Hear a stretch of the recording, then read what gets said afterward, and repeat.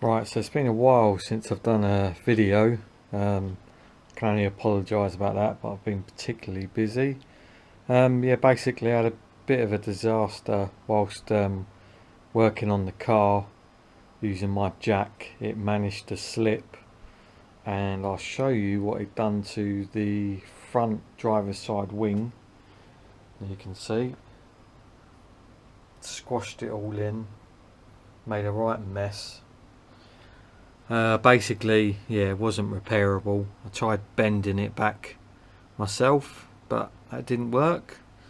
So, had to think about what I could do. Could get a new wing from Honda, or I could buy a second-hand one on eBay. So I had a look, got one on eBay, 125 quid. It was a bit grubby, but colour match is pretty good. You can notice a bit of difference, but to be honest, for the money I'm not going to complain. So that fixed it. That was 125 quid. Since then I've also changed the aftercooler to this larger version. So basically I found a company in China that manufactures these coolers, and the normal size cooler this size has 3.5-inch inlets, whereas I don't want that because it means even more pipe work and reducers. So I managed to get them to make me a custom one for 3 inches for about $280, I think it was, including shipping. So they've made this. I fitted it the other day. All connects up fine. I've also put a filter on the bypass valve, blow off valve, whatever you want to call it, so that it sort of muffles it, silences it a bit. And also, more importantly, is I have fitted a smaller pulley, which is this one here. So I've gone from 120mm and about 10 psi to 110mm and hopefully about 12 psi.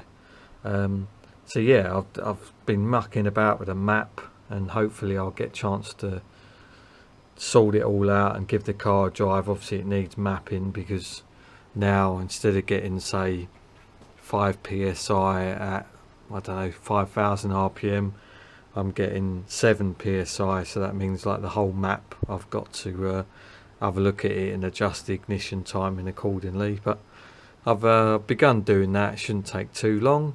I've not taken the car out really, driven it much at all since I damaged the front wing, and basically because this Chargecooler is quite a big old lump, I need to fit a bracket to secure this, because I don't really want it just hanging on the boost hoses.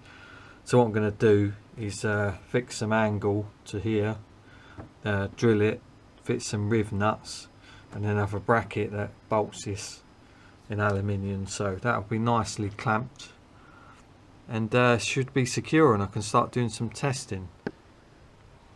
One crap thing about this, and it did really disappoint me because it's a bit idiotic, is they've done what I wanted with the tanks and the end caps, but they've literally made the end cap stick out as wide as a Jubilee clip, and this means that the boost hose is only just really pushing on there. So I've had a lot of problems trying to get the boost hose secure and tightened onto it. I think I've solved those now, but if I show you the old one, you can see that's got about an inch of exposed pipe work, I suppose, that you can attach to. Just so you can get an idea, the difference in the core between the two for me is that I opted for a slightly wider core and higher core. So obviously you've got more coolant capacity in this tank and in the tank in the bottom, so in theory it should less prone to heat soak, and any capacity you can add to the system is going to be beneficial. And also obviously length is slightly different. So this one here, I think it's designed for, I think it was 700 cubic feet a minute, which works out to about 400 horsepower, or maybe 350, 400. The one at the back is supposed to be rated to about 800 horsepower, so it's belt and braces really. I'm never going to use it to that capability, but all that means is that as the air comes out of the supercharger, it'll expand more and get cooler as it comes further across. So if anything, I'm going to get cooler inlet temperatures, which should be beneficial for me, and especially with the smaller pulley. So fingers crossed I can get this bracket made up next week. I'm just waiting for the aluminium to arrive and get everything bolted up, and then the car will be drivable and I can sort of get on with it. Has been quite frustrating obviously with the front wing.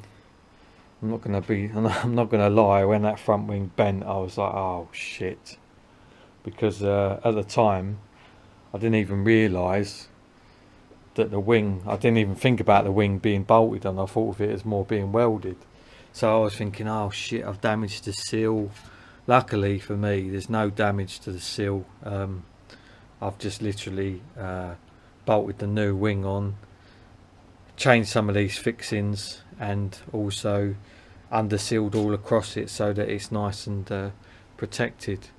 So yeah, I've got to thank Damien for that in Hatfield, luckily just down the road from me, for sorting me out that wing. And yeah, I can get on with it. So I'll do another update once I've got the bracket all fitted, and then I'll do some proper data logs with the new new pulley, and then hopefully that's the Chargecooler all sorted.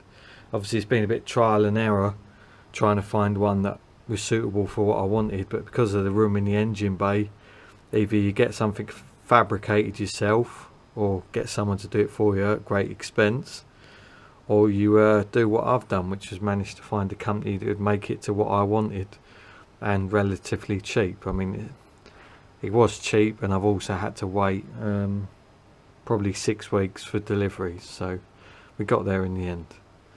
So yeah, make sure you subscribe. I'll try and do some new videos with it all tested, and then you'll get an idea as to whether it's worth doing or not. Thanks for watching.